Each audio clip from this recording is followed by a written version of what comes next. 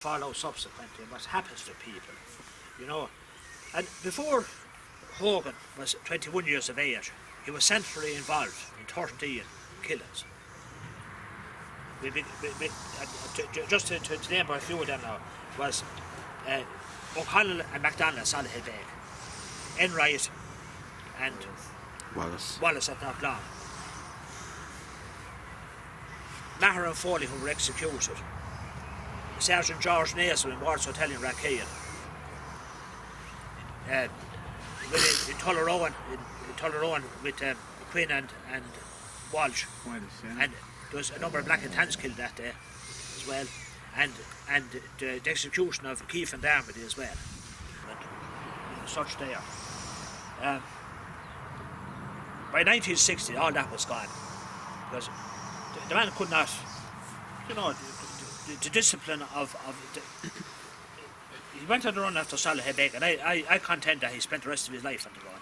He was never happy in the place he was, only the place where he was going to be next. And that's the way his life went on.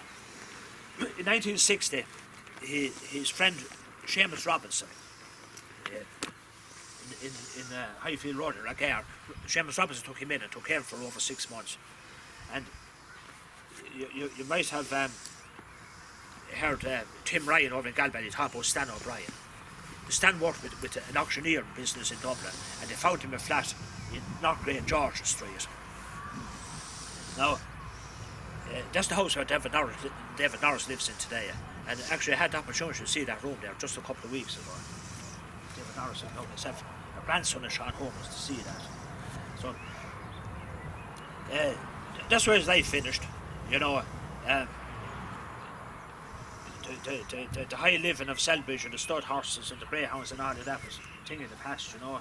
When he was in at Boy, he called the place Knocklown Dairy, so he used to make butter and all of that. But nothing never lasted, and you could understand how to be, because these things, I suppose, to sweet to dance to music and love and life is fair. You know, when people are young, maybe these things don't impinge or affect them visibly. But as life goes on, then they have to live with these things. And the Land Commission farms, then they're all really worthless now.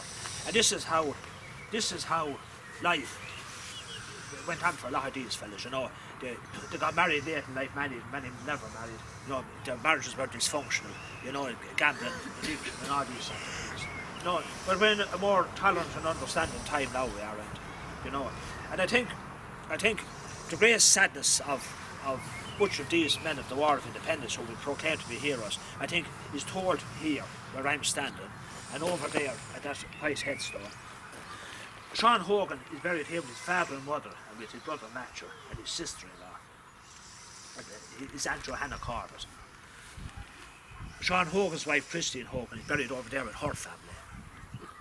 And isn't it amazing when you think of it, that through all of that turmoil and all the uncertainty and the loss and the sacrifice and everything, that they could stay together. And then when peacetime came, it fell apart. Yeah. This, he said, and in adult life, he said, he remember meeting once, and he said it was like a meeting between three hostile foreign ministers. You know, he said, you know, to so nothing in common. Yeah, to so far. And like this is what conflict does, you know.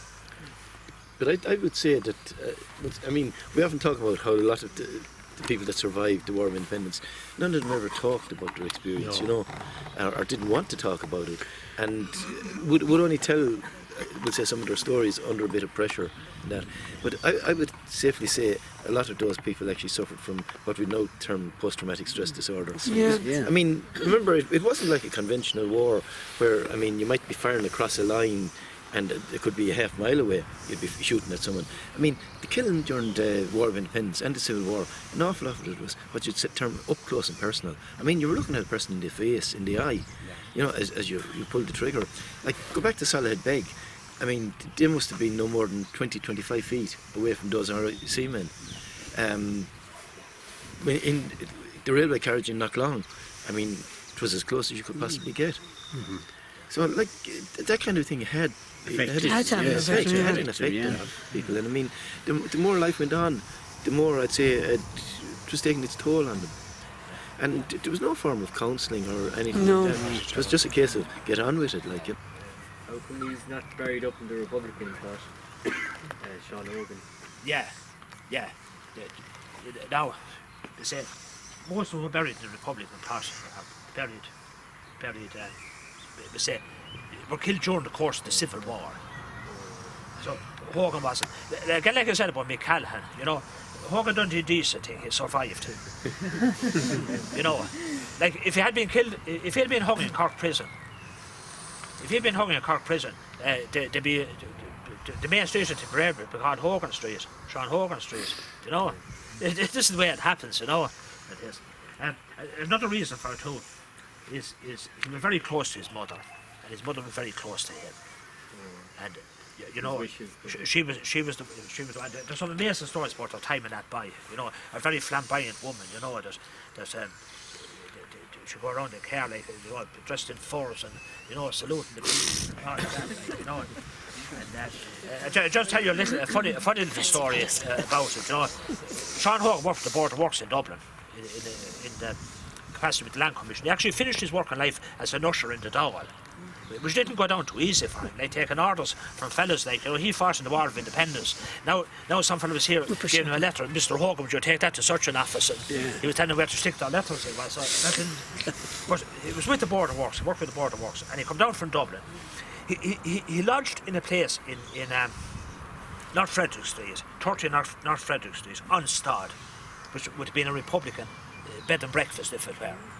Pierce wrote a bit about it. Didn't like the smoking and the general laziness in the activity that went with on Stad. But if Hogan stayed there in that place, because we called it a Republican bed and breakfast.